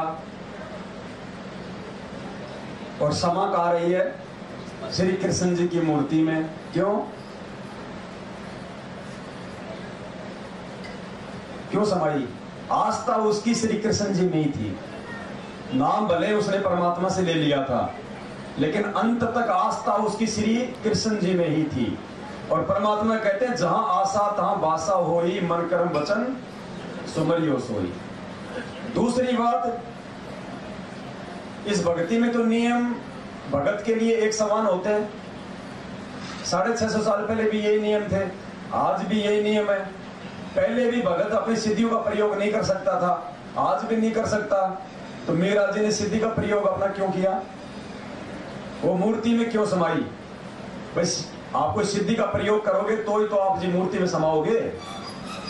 तो मीरा अगर भगत थी, वास्तव में नियमों में थी, वो मर्यादा में थी, तो मर्यादित भगत तो परमात्मा के द्वारा दी गई सिद्धियों का प्रयोग नहीं करेगा। परमात्मा ने साफ साफ मना किया हुआ है, शब्द महल में सिद्ध 24 हंस बिछोड़ा विश्व बीसा। भगत सिद्धि का प्रयोग नहीं कर सकता, किसी का जाड़ का दर्द भी ठीक नहीं कर सकता। अगर मीरा ने अगर सिद्धि का प्रयोग किया तो मीरा की मर्यादा टूटी, तो भी मीरा पार नहीं हो सकती। और श्री कृष्ण जी की मूर्ति में समाई, इसका मतलब उसकी आस्था श्री कृष्ण जी में थी, तो भी वो पार नहीं होगी। अब आगे चलिए। हालांकि खेल सारा परमात्मा खेल रहे थे, मीरा नहीं थी वो, उस समय वो परमात्मा था। और मालिक ने आज हमारे को ये एग्जाम्पल देना था कि भाई वो नाम मेरे से ले रखा, समा गई श्री कृष्ण जी की मूर्ति में, कहां पार होगी मेरा? जैसे परमात्मा कहते हैं ना कि राम रावण का युद्ध चल रहा था, रामचंद्र जी दुख हार के रोने लग गए कि हे भगवान, ये राक्षस तो पता नहीं क्या, ये तो मरता ही नहीं है। तो क्या किया? जब उसने भगवान को याद किया तो ये कबीर परमात्मा वहां सूक्ष्म रूप में गए, राम रूप बनाया, और गुरुजी बोले राम को तो पता नहीं सैनिकों में कहां पे मिला दिया, उसको तो मालूम ही नहीं तो कहां खड़ा है। और राम रूप में, सूक्ष्म रूप में उसने रावण की नाभि में तीर मारा, परमात्मा ने तब राम मरा। तो ऐसे परमात्मा खेल खेलता है। उनके आंखों देखते देखते उस पत्थर की मूर्ति के अंदर समावेश कर गई। अब वो दोनों देखते रह गए। कहा आकाशवाणी में जाओ भाई, वो कह दिए वो अमर की। और दूसरी बात, अगर मीरा में अगर भक्ति करने से इतनी शक्ति आ गई, उसने सिद्धि आ गई, तो आज तो भाई परमात्मा ने तो सबको नाम दे रखा, वही जो मीरा को दिया था। तुम सारे के सारे 2-4 घंटे के लिए किसी पत्थर में समा जाओ, अपना भंडारा बचेगा। फायदे का काम है, तो समा जाओ, देखिए कि भी खेल परमात्मा के। तो वो दोनों वापस आ गए। वापस आए तो उधर से वो उसका चाचा, जो राणा का चाचा मोहन, और उधर से वो राजा, उसका भतीजा, उस घोड़े को लेकर, घोड़ों पर सवार होकर के कहीं जाने की तैयारी कर रहे थे, दूसरे देश, नगर में, या कैसे भी कोई शिकार से को खेलने जाकर शिकार खेलने जाते थे। तो उस दिन पहले वो महामंत्री था, ये क्या नाम है, भवन जो है इसका महामंत्री था, किसका? राणा का, क्योंकि अपना कॉन्फिडेंस चाहता उसने महामंत्री रखा था। और एक बार वो राणा के साथ भवन, उनका महामंत्री, तो उसने गर्भवती मृगनी को काट दिया था। गर्भवती मृगनी उसकी तलवार पे शिकार कर दी थी, और वो तड़क तड़क का माँ बेटा दोनों मर गए थे। उस दिन के बाद वो मीराबाई से आकर उसने बताया कि बेटी आज मेरे से ये गलती होगी। मीराबाई ने कहा कि चाचा तूने जुर्म कर दिया, अब भक्त नहीं बन सकते, अब भक्ति नहीं कर सकते, ऐसे सहार करते हो। आपके बच्चे ने, आपकी पत्नी ने कोई काटे गर्भवती को, कैसा दुख हो। उसके बाद वो भवन भगत बन गया था और मीराबाई का हर संकेत समझने लग गया था। और मीराबाई ने उसको भी कबीर परमात्मा से वहां उपदेश दिला दिया था, तो वहां वो भक्ति कर रहा था। उसके बाद उसने क्या किया कि राजा के साथ नहीं जाऊंगा तो ये नाराज होगा, तो भवन ने अपनी तलवार काट की बनवा के और म्यान में फिट कर ली थी। मान ले इसके साथ जाना भी पड़ जाएगा तो कोई। अब ध्यान से सुनना आगे का सत्संग। उसने नाम ले लिया था परमात्मा से, और मालिक का नियम है कि भगत जीव हिंसा नहीं कर सकता। तो राणा ने क्या किया, लकड़ी की तलवार बनवा ली और अपनी म्यान में फिट कर दी कि अगर इसके साथ में चला भी गया और कोई जीव जाओ अगर मारना भी पड़ गया तो कम से कम हत्या नहीं होगी, उसको वैसे ही मार मूर के उसको बेहोश कर दूंगा, तो यो भी खुश हो जाएगा। हालांकि भगत को इतना भी नहीं करना होता है, लेकिन उस समय तो वो ठीक का समय नहीं था, आत्माएं ज्ञान को नहीं समझ सकती थी। लेकिन फिर भी उसने सोचा इतना कि वैसे कोई लकड़ी उकड़ी मार दूंगा किसी हिरण हरण के तो यो भी खुश हो जाएगा। अब देखना फिर आगे कितना बड़ा परमात्मा ने संकेत दिया इस सत्संग में। आगे परमात्मा सत्संग में कह रहे हैं कि उस भवन ने यह सोचा कि अगर सामने से अगर शेर आ गया तो भी मैं उसको नहीं मारूंगा, भले शेर मुझे खा जाए। ये विचार करने की बात है। परमात्मा सत्संग में क्या बोलते हैं, इच्छा कर मारे नहीं और बिन इच्छा मर जाए, कहे कबीर उस भगत को पाप नहीं लगाए। फिर परमात्मा ने क्या बताया, जैसे कोई हिंसक पशु है, कोई भेड़िया है, आपको जबरदस्ती मारने के लिए आ रहा है, तो गुरु जी क्या कहते हैं, दीपक भगत जी कौन से अंदर है, बताना मैं तो जानती हूँ। तो गुरु जी ने क्या कहा, जैसे कोई हिंसक पशु है, कोई भेड़िया है, कोई हिंसक जानवर है, अगर तुम्हें मारने के लिए आ रहा है तो उसका बक्कल उतार दो, पाप नहीं लगेगा। गुरुजी कहते हैं ना कि तुम उसको मार दो, पाप नहीं लगेगा। लेकिन वो आदेश परमात्मा का सबके लिए नहीं है। कहीं हम सब ऐसे मारने लग जाएं, मर्यादा टूट जाएगी। आप एक बात बताओ, जब आप मर्यादा में हो, आप नाम जाप कर रहे हो, गुरुजी का नाम ले रखा, आप मर्यादा में हो, तो क्या परमात्मा आपकी किसी हिंसक जानवर से रक्षा नहीं करेगा? रक्षा मंत्र में क्या कहते हैं परमात्मा, सतगुरु शरण शरणाई, शरण गए कछु भय नहीं व्यापे, काल जाल भय मिट जाई, रोग शोक छल छिदर न व्यापे, सन्मुख न ठहराई, जय अग्नि तन निकट नहीं आवे, दूरी जात रंगाई, वीर बेताल बाण न लागे, यम के कोट डहाई, 98 पुण्य मूठ ना लागे, उल्ट तही दर खाई। यानी इस दुनिया की सारी जो शक्तियां हैं, जंत्र मंत्र मूठ वशीकरण जय अग्नि, परमात्मा कहते हैं मेरे मर्यादित भगत पे उनका असर ही नहीं होगा। तो वे तुम्हें हिंसक जानवर कहां से हानि पहुंचा देगा? अगर तुम मर्यादा में हो तो हिंसक जानवर तुम्हें हानि कहां से पहुंचा देगा? चलो तुम तो तलवार उठा लोगे, अगर कोई 5 साल का बच्चा है कहीं रास्ते में जा रहा है, सामने से कोई भेड़िया आ गया, तो वो बच्चा कैसे मारेगा उसको? तो उसकी रक्षा कौन करेगा? तो अगर ऐसी स्थिति हमारे सामने अगर हो जाए प्रकट है, हमने हाथ नहीं उठाना, इसका मतलब फिर हम मर्यादा में नहीं है, हमारे को विश्वास नहीं है परमात्मा पे। और विश्वास उसी को नहीं होगा जो मर्यादा में नहीं होगा, वो फिर अपने स्तर पे सारे काम करने की सोचता है। तो यहां परमात्मा ने भवन का उदाहरण देके समझाया। अभी आगे आप सुनेंगे, भवन ने कहा सामने से अगर शेर भी आ जाए तो भले शेर मेरे को खा जाए, लेकिन मैं शेर को नहीं मारूंगा। और जब कोई आत्मा अपने भगवान के वचन पे इतनी कुर्बान हो जाती है तो शेर एक क्या चाहे फिर चाहे 100 आ जाओ, आपको चोट पहुंचा देंगे क्या? अरे जब मीरा जब रात को सत्संग में जाया करती थी तो राणा ने कहा अपनी मौसी को कि इसको समझा, तो उसकी मां ने उसको डराया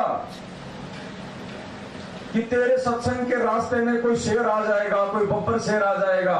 तो मीरा ने क्या कहा, जद गुरु मारे की मेर होवे तो शेर भी गीदड़ बन जा। कहा ना परमात्मा ने शब्द में, सत्संग में जाना मीरा छोड़ दे। तो उसकी मां ने कहा कि कोई शेर मिल जाएगा रास्ते में, तेरे को खा जाएगा रात को। तो उसने कहा कि जब गुरु मारे की मेहर होए तो शेर भी गीदड़ बढ़ जा। तो हम कैसे मार देंगे हम किसी जानवर को? अगर हम मर्यादा में है तो, भगवान पे हमारे को विश्वास है तो क्या वो हत्या नहीं है?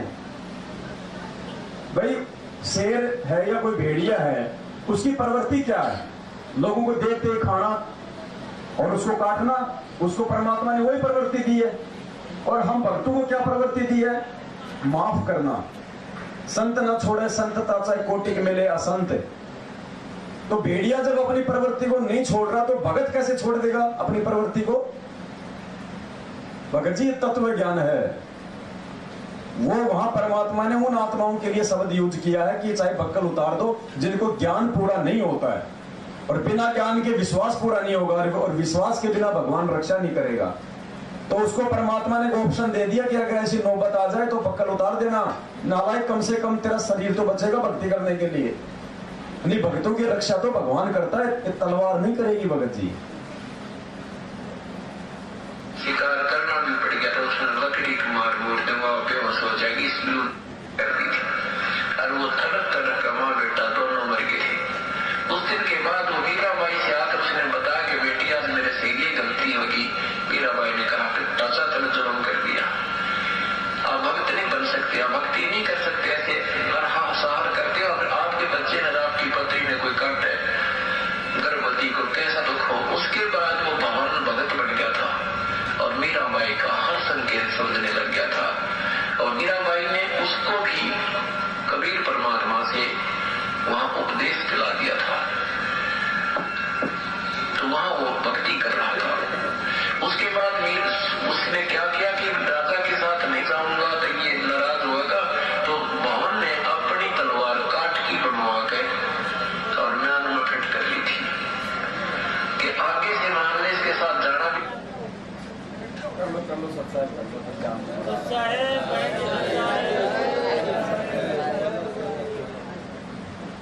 कांता बहन जी है जो बुलंदशहर में साथ संगति रखवाते हैं परमात्मा इनके यहाँ पे। ये इनके भगत जी हैं, रविंद्र भगत जी। देवेंद्र है रविंद्र जी नाम? रविंद्र। रखे हो सामान, रखे हो ऊपर आराम से। आप सुनो ध्यान से अपने। वहां उपदेश दिला दिया था, तो वहां वो भक्ति कर रहा था। उसके बाद उसने क्या किया कि राजा के साथ नहीं जाऊंगा तो ये नाराज होगा, तो भवन ने अपनी तलवार काट की बनवा के और म्यान में फिट कर ली थी कि आगे से मामले इसके साथ जाना भी पड़ जाएगा, अगर कोई शिकार करना भी पड़ गया तो उसने लकड़ी की मार मोड़ दूंगा बेहोश हो जाएगी इसलिए राजी हो जाएगा। शिकार खेल लिया और हिंसा ना होगी, फिर ठीक हो जाएगी। कि मैं ना किसी को मार दूं, बेशक मुझे शेर खा जाए, इस दृष्टिकोण से काट की तलवार डाल दी। एक दिन उनके दूसरे मंत्रियों को पता लग गया कि भवन तो काट की तलवार रखता है। अब देखना आगे, जब भगत जब परमात्मा की मर्यादा में चलना शुरू होगा तो काल उसके आसपास वालों को उसका दुश्मन बना के खड़ा कर देता है। अब जब भवन ने ठान लिया कि मैं आज के बाद जीव हिंसा नहीं करूंगा, मैं तो गुरु जी के वचन में चलूंगा, और उसने लकड़ी की तलवार डाल ली, तो आसपास के जो मंत्री जो वजीर थे उन्होंने राजा को शिकायत करनी शुरू कर दी, उसके दुश्मन बना दिए काल ने। लेकिन उसने ठान लिया था कि भले नौकरी जाए, भले राजा मेरी गर्दन काट दे। उसने कहा कि मैं परमात्मा का वचन निभाऊंगा। तो देखना आगे परमात्मा कैसा चमत्कार करते हैं। मालिक ने वो काठ की तलवार को ऐसी स्टेनलेस स्टील बना दिया, वहां सब लोग आश्चर्यचकित हो गए कि 2 मिनट पहले तो ये लकड़ी की थी और ऐसा पड़के मार रही थी, वो ऐसी चमक रही थी वो तलवार। अरे जब भगवान उन आत्माओं के साथ में ऐसा चमत्कार कर सकता है तो आज क्या नहीं करेगा। आज तो हर प्रकार से हमें समझा बुझा के सतलोक ले जाने के लिए आया है, जबकि उस समय उन आत्माओं को तो भगवान ने पार भी नहीं करना था। लेकिन उन आत्माओं के साथ में ऐसी घटनाओं को जन्म दे के ऐसे चमत्कार करके आज गुरुजी हमें विश्वास दिला रहे हैं कि नालायकों, तुम भी यदि अगर तुम उनके उतना भी विश्वास कर लोगे। देखो आज हमारे हाथ में मोबाइल है, घर में टीवी है, आज हम दिन में चाहे 20 घंटे सत्संग सुन ले परमात्मा के। अरे उस समय ना मोबाइल था, ना टीवी था, ना जगह जगह कोई सत्संग होते थे। 1-2 साल में बेचारों को कभी कभी आते थे, खुद परमात्मा ही आता था और बैठ के उनके साथ में सत्संग करता था। सोचो उन आत्माओं ने भी इतनी दृढ़ता दिखाई इस ज्ञान और जो है इस भक्ति के ऊपर, और परमात्मा ने जब उनके साथ ऐसे चमत्कार किए तो जब समय आएगा, जब जरूरत पड़ेगी हमें भगवान की, तो क्या परमात्मा हमारे लिए हाजिर नहीं होगा। परमात्मा कहते ना, कल्पे कारण कौन है तू कर सेवा निष्काम, और मन इच्छा फल देगा जब पड़ेगा मेरे से काम। जब भगवान का रोल होगा तो भगवान पूरा निभाएगा, लेकिन किसके साथ निभाएगा? जो भगत अपना भगत पने का रोल पूरा निभाएगा। दो नाव की सवारी करेगा तो भगवान नहीं आने वाला।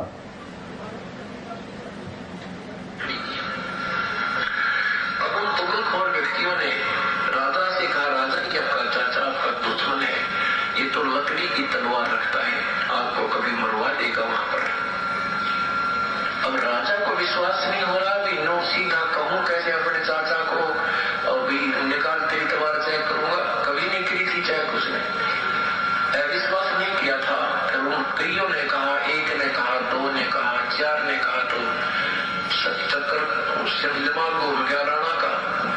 उसने कहा भाई ठीक है, आदेश दे दिया कि सभी मंत्री महामंत्री अपने अपने हथियार लेकर के लाइन में खड़े हो जाओ, सब किया जाए कि करूंगा। अगले दिन उन्होंने आदेश दे दिया।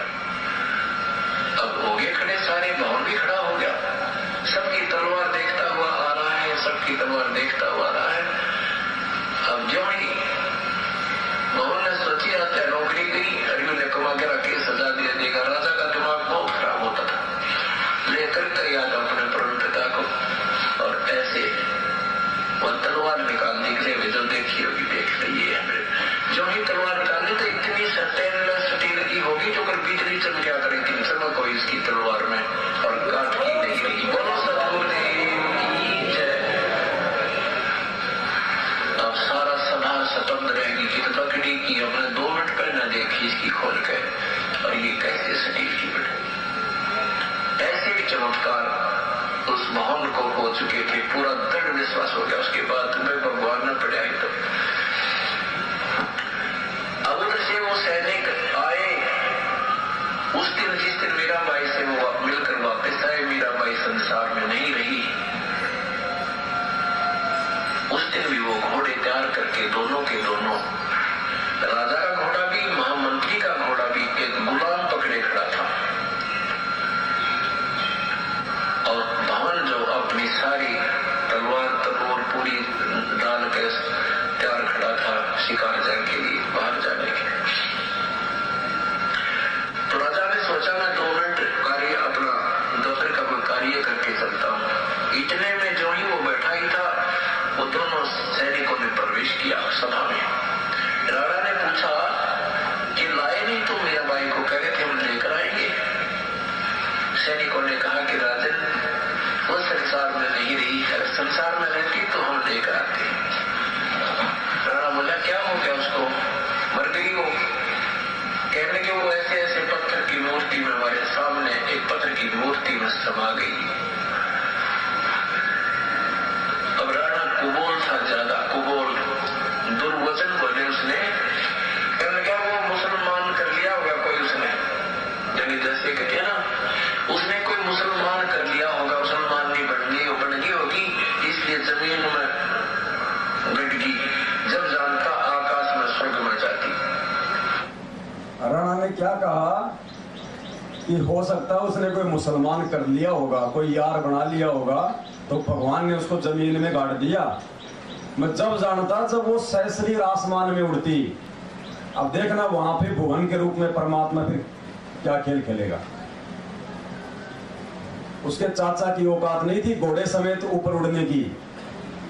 चलो एक समय के लिए मान लेते मीरा में तो सिद्धि थी, गुरुजी ने कब बताया कि उसके चाचा में भी सिद्धि थी? अब वो चाचा देखना कैसे घोड़े समेत आसमान में उड़ेगा। तो खेल परमात्मा खेलता है, देखिए।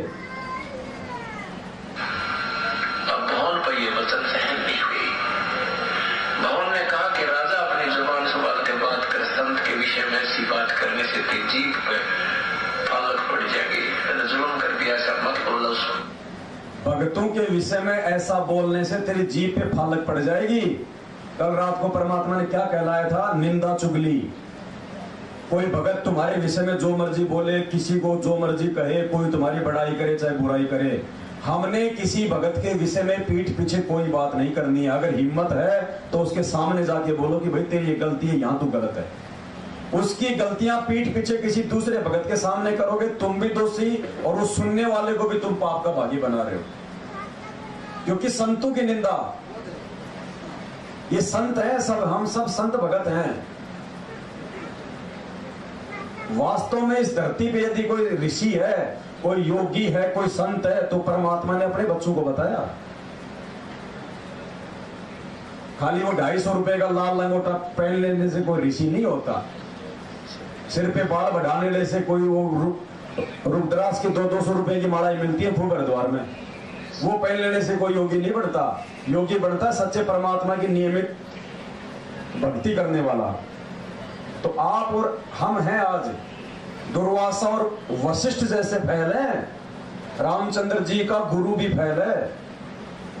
वो भक्ति, वो मंत्र, वो मालिक ने आज आप और हमें दिया है। तो ऐसे भक्तों की यदि कोई निंदा करेगा आपस में एक दूसरे की, और फिर वो भी अपने गुरु भाई हो गए, तो सोचो परमात्मा के मार्ग में तुम कहां जाओगे। आत्मा के प्रति, और तू फिर भी नहीं मानेगा, तू इंसान नहीं शैतान है। अगले मैं स्वर्ग जाता हूँ, सहसीर जाता हूँ और घोड़े समेत जाता हूँ। इतना कह करके और घोड़े पर छलांग लगाकर वो भवन बैठ गया और घोड़ा आसमान पर उठने लग गया नौकर। अब गुलाम खड़ा खड़ा रो रहा कि भगवान मुझे इस नीच के राज्य में मुझे छोड़कर जा रहे हो, मैं भी तो आपके साथ ही प्रभु का भक्त हूँ। कहते हैं वो भी लटक गया उसको लेकर, और सारे के सारे तीनों घोड़ा भी, वो गुलाम भी और भवन भी सहसीर कहते स्वर्ग में पहुंच गया। बोलो सतगुरुदेव की जय। वो गुलाम, वो घोड़ा और वो चाचा भवन सह शरीर उड़ के कहां पहुंच गए? स्वर्ग में। क्यों भाई? नाम ले रखा कबीर जी से, जा रहा विष्णु के लोक में, वो पार हुआ है। वो स्वर्ग क्यों जाएगा? परमात्मा ने हमें क्या बताया सत्संग में? कबीर राम बुलावा भेजिया, दिया कबीरा रोए, जो सुख है सत्संग में वो बैकुंठ में ना। क्या हम जाएंगे स्वर्ग में अगर विष्णु भगवान भी लेने आ जाए हमें इस समय? आप में से कौन कौन जाएगा? एक जना कोई हाथ खड़ा करो देखिए। तो भुवन क्यों गया स्वर्ग में? क्योंकि नाम उन्होंने कबीर जी से ले रखा था, चाहे मीरा हो चाहे भुवन हो। आस्था उनकी इन्हीं त्रिलोकी भगवानों में थी। और उस समय यदि वो भवन होता जो घोड़े समेत ऊपर उड़ गया, अगर उसमें इतनी सिद्धि शक्ति थी, तो जब चाचा उसकी तलवार चेक कर रहा था तो उसके पसीने क्यों आ रही थी? खुद ही सोने की बना लेता, लोहे की बना लेता, फिर उसने भगवान पे क्यों छोड़ दिया? तो वहां पे रोल उस परमात्मा का था। वो घोड़ा गुलाम सब वो परमात्मा ही थे वो सारे। और परमात्मा ने एक उदाहरण पेश किया था कि मेरे भगत को अगर कोई कुबोल बोलेगा तो मेरे भगत की लाज रखने के लिए मैं ऐसा भी करता हूं।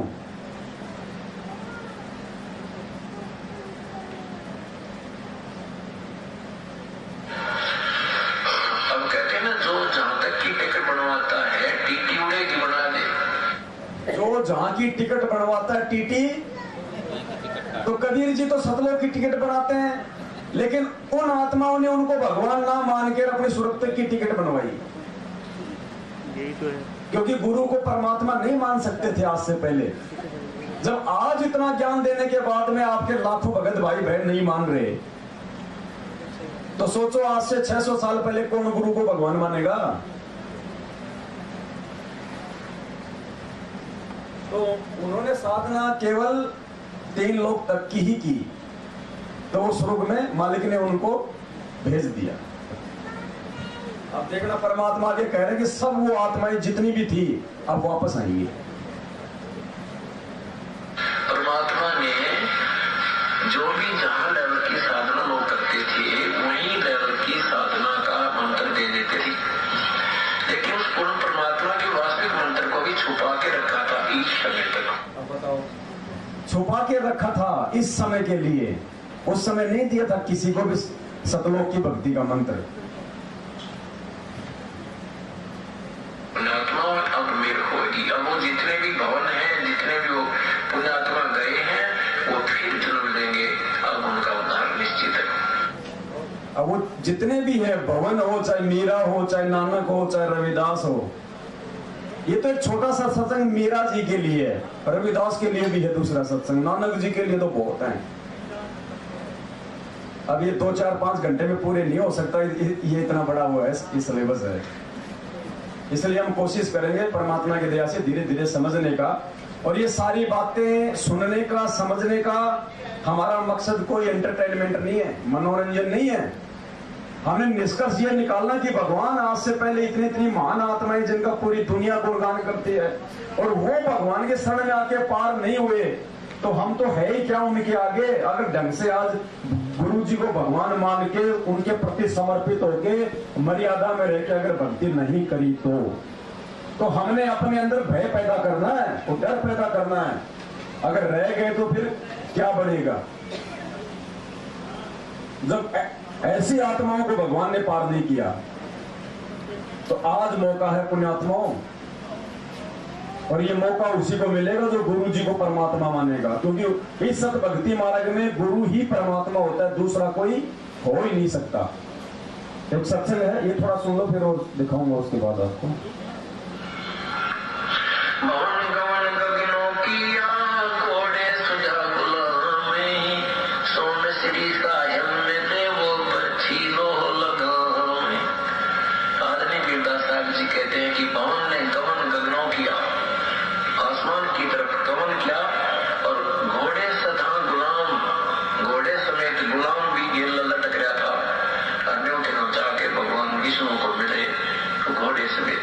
किसको मिले? भगवान विष्णु को मिले। क्यों भाई? कबीर जी से नाम लेके विष्णु से क्या लेना देना? अब कहते हैं ना, जैसे एक गंदा अंडा था और वो उसमें खोपड़ में पड़ा था। भगवान शिव ने पार्वती को वचन सुनाए थे, उस गंदे अंडे ने वो वचन सुनकर उसमें शक्ति आ गई थी, सुखदेव ऋषि बन गया था, और उसी बैटरी चालक से वो भी आकाश में उड़ने लग गया था। ऐसे ही सत भक्ति जो पूर्ण संत से प्राप्त करके जो भी साधक संत भक्ति करते हैं, उनसे अन्य प्राणियों पर भी कुछ असर पड़ जाता है। ये बहुत लंबी कहानी है, बहुत देर में समझ में आएंगे आपके, क्योंकि जो जाकी शरणा बसे ताको ताकी लाज, जसो ही मछली चढ़ जाए जैती गजराज। जो भी जिस इष्ट की सबसे विधिवत साधना करता है, उस लेवल की वो भक्ति शक्ति उसमें प्रदान कर देता है। क्या करें गुरुजी, ये बहुत ऊंचे लेवल की बातें बहुत देर में जाके समझ में आएंगी।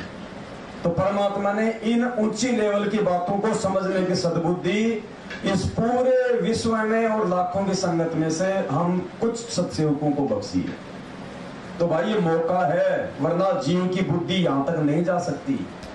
आज तक किसी ने गुरु को भगवान नहीं माना, आज हम कैसे मान लेंगे? लेकिन आज परमात्मा सद्बुद्धि देके मनवा रहा है।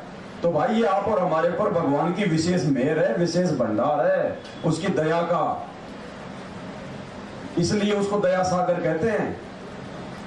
ये मेहर नहीं हो सकती, ना ये तीनों युगों में हुई कभी किसी के ऊपर। आज ये मेहर परमात्मा आप और हमारे ऊपर कर रहा है, अपनी पहचान खुद करवा रहा है परमात्मा, वरना भगवान की महिमा कोई दूसरा नहीं गा सकता। क्या कह रहे हैं गुरु जी?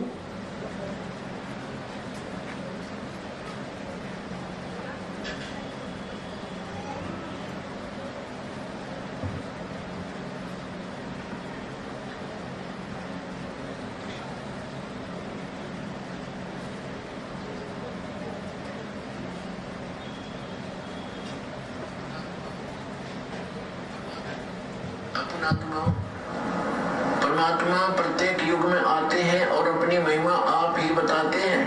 परमात्मा की महिमा दूसरा कौन बता सकता है? हमारी बुद्धि पर पत्थर पड़ गए थे, हम सोचा करते ये संत परमात्मा की महिमा बताओगा, ये बताओगा। अरे भगवान की महिमा भगवान ही बता सकता है। भगवान की महिमा तो गुरु जी कौन हुए फिर? भगवान की महिमा आज हमें कौन बता रहा है? भाई भगवान एक उस जो जिस परमात्मा ने सृष्टि रची है, उसकी रचना को आके यहाँ पे कौन बता सकता है? भगवान ही बता सकता है। गुरु जी कहते हैं कि बाप की उत्पत्ति को बेटा नहीं बता सकता, दादा बताएगा कि तेरे बाप का जन्म इस तारीख को हुआ था, रात के 2 बजे हुआ था, दिन के 6 बजे हुआ था। तो गुरु जी कह रहे भगवान की महिमा भगवान ही बता सकता, हमारी बुद्धि के ऊपर पत्थर पड़े हुए थे। तो यहां संकेत कर रहे हैं गुरु जी कि गुरु जी कौन है।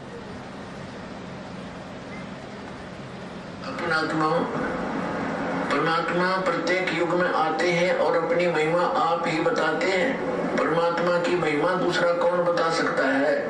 हमारी बुद्धि पर पत्थर पड़ गए थे। हम सोचा करते ये संत परमात्मा की महिमा बतावेगा, ये बतावेगा। अरे भगवान की महिमा भगवान ही बता सकता है, अपने द्वारा रची सृष्टि को स्वयं ही बता सकता है। एक ऋषि के बता सके भगवान के द्वारा रची सृष्टि को। अब एक पुत्र अपने पिता की उत्पत्ति कैसे बता सकता है? दादाजी बता सकता है।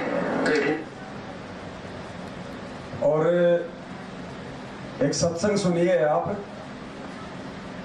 देखो अपने आत्माओं, ऐसे बुद्धि पे पत्थर पड़ते हैं।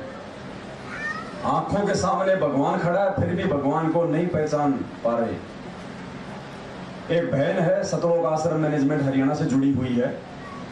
वो खुद ही तो इंटरव्यू देने वाली, खुद ही मैनेजमेंट वाले इंटरव्यू लेने वाले। ना तो देने वाले को समझ में आ रहा कि ये कौन है, और ना लेने वाले को समझ में आ रहा ये कौन है। और वो क्या कह रही है, 1 मिनट का इसका इंटरव्यू का हिस्सा है, 1 मिनट में 3 संकेत दे दिए इसने। लेकिन आज शायद वो खुद भी उन्हीं फर्जी आश्रमों में अपने उस असली भगवान को छोड़कर उस कागज के भगवान को मना रही है।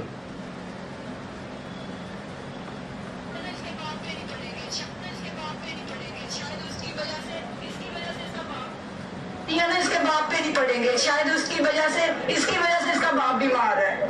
तो सारे ऐसे सोचते थे। लेकिन ऐसा परमात्मा ने मेरे को जब भाग्यशाली बेटी बोला ना, मेरे को पहली बार ऐसा लगा कि मैं भी भाग्यशाली हूँ। कहते बेटे तेरे को बचपन से भक्ति मिल गई, और क्या चाहिए? तेरे को परमात्मा मिल गया, तेरे को और क्या चाहिए? तो मैं परमात्मा को, मतलब आप विश्वास नहीं करोगे, गुरु जी कभी खड़े नहीं होते सिंहासन पे, खड़े होके बोले आज मेरी भाग्यशाली बेटी। उन्होंने मेरे को जप्पी में ले लिया, मेरा बेटा आ गया, मेरी बेटी परमात्मा पाना चाहती है। देख तेरे सामने खड़ा है परमात्मा। क्या कहा गुरु जी ने? देख तेरे सामने खड़ा है परमात्मा, और आके चरणों की सेवा ले ले। खुद कह रहे हैं गुरु जी अपने आत्मा, ये बातें उनके समझ में नहीं आएंगी। ये बातें परमात्मा ने हमें समझाने के लिए, और हम सत्सेवकों का विश्वास गुरु जी पे और ज्यादा दृढ़ करने के लिए। अब वेद व्यास को समझ में नहीं आया था मैं महाभारत में मैं क्या लिख रहा हूँ, मैं गीता जी में क्या लिख रहा हूँ। आज वो चीजें हमें समझाने के लिए परमात्मा ने उससे लिखवा दी। उसको नहीं पता, तो ये बहन को नहीं पता। सिर्फ परमात्मा ने इसको एक मोड़ा बनाया, निमित्त बनाया, सिर्फ आप और हमारी आंखें खोलने के लिए, हमें समझाने के लिए कि धरती पे परमात्मा कौन है। शादी बेटी, उन्होंने मेरे को जप्पी में ले लिया, मेरा बेटा आ गया, मेरी बेटी परमात्मा पाना चाहती है। देख मेरे सामने खड़ा है परमात्मा, कर ले सेवा बेटा चरणों की। तो मैंने उनकी सेवा करी परमात्मा की। जैसे कहते हैं ना तेज पुंज का शरीर परमात्मा का, जैसे कहते हैं परमात्मा का अलग से शरीर है, तो परमात्मा ने मेरे को एहसास दिला दिया कि हाँ मैं परमात्मा हूँ, मैं तेरे लिए आया हूँ। अब हम बार बार कहते हुए उस परमात्मा का जो शरीर है वो तेज पुंज का है। ये गुरुजी अपने जैसा हाड़मास का नहीं है। हम इसको एक अपने जैसा मानो समझने की गलती ना करें। धर्मदास भी इसी गफलत में रह गया था कि तुम कहो विदोई और तुम दिखाई देते हो मुझे देही। तो परमात्मा ने कहा था कि मैं तुम्हारे जैसा दिखाई जरूर देता हूं, लेकिन मैं तुम्हारे जैसा नहीं हूं। तो इस बहन को मालिक ने साक्षात वो दर्शन भी दिए अपने तेज पुंज के शरीर में। ये हमारा विश्वास दृढ़ करने के लिए कि जो हिसार जेल में बैठा है ना, वो कोई मानुष नहीं है। गुरु मानुष कर जानते वो नर कहिए अंध। हम तो खाली बस इस वाणी को एक बार रट्टा मार के छोड़ देते हैं रोज। परमात्मा कहते हैं नित्य नियम को रट्टा मारने का नहीं है, प्रत्येक वाणी पे विचार करो भगवान कह क्या रहा है। गुरु मानुष कर जानते वो नर कहिए अंध। मानुष क्या होता है? जो मां से जन्म लेता है। तो गुरु जी कहते हैं जो अपने गुरु जी को मानुष मानेगा, जो मां से जन्म लिया हुआ मानेगा, वो तो मूर्ख है, अंधा है। वो जीते जी भी दुखी रहेगा और मरने के बाद भी वो यम के लोक में जाएगा। तो इस बहन को परमात्मा ने आभास कराया, अलग से शरीर है तो परमात्मा की, जैसे कहते हैं ना तेज पुंज का शरीर परमात्मा का, जैसे कहते हैं परमात्मा का अलग से शरीर है।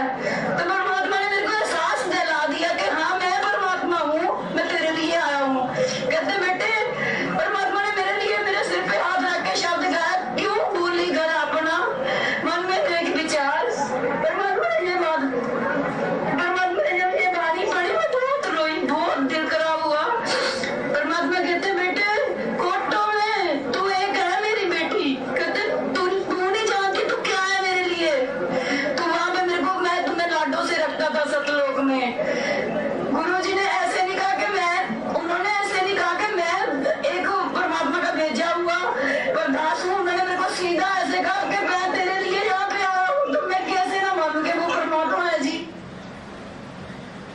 अब बताओ इससे ज्यादा और क्या बताएंगे परमात्मा। अब अपने बच्चों से तो परमात्मा को उदाहरण दिलवाएंगे। अब स्पष्ट करवा दिया परमात्मा ने कि बेटा मैं तेरे लिए आया हूं, मैं सतलोक से। ये नहीं कहा कि उस परमात्मा ने मेरे को भेजा है तेरे लिए। अब इस बहन की बुद्धि में ये बातें नहीं आई, बस वो रोली, उसने इंटरव्यू दे दिया, वो भाव में बह गई, लेकिन वो विचार नहीं कर पाई इस इंटरव्यू पे।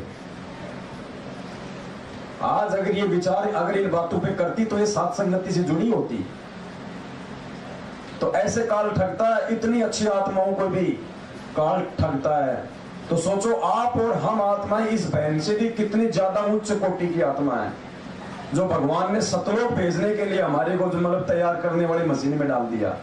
ये साध संगति ही वो प्रोसीजर है जो हम शुद्ध होके गुरु को भगवान मान के सतलोक जाने की तैयारी कर सकते हैं, वरना दूसरा कोई तरीका धरती पे परमात्मा ने छोड़ा ही नहीं है साध संगति के अलावा।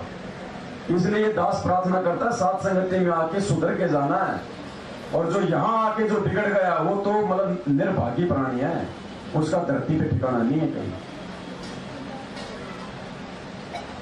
हमारे सोच विचार बोल चाल हर चीज में इतना बदलाव हो जाना चाहिए कि हमारे रिश्तेदार, हमारे यार दोस्त रिश्तेदार भी भगवान से जुड़ने का मार्ग पूछें कि यार तुम्हारे अंदर इतना बदलाव हो कैसे गया।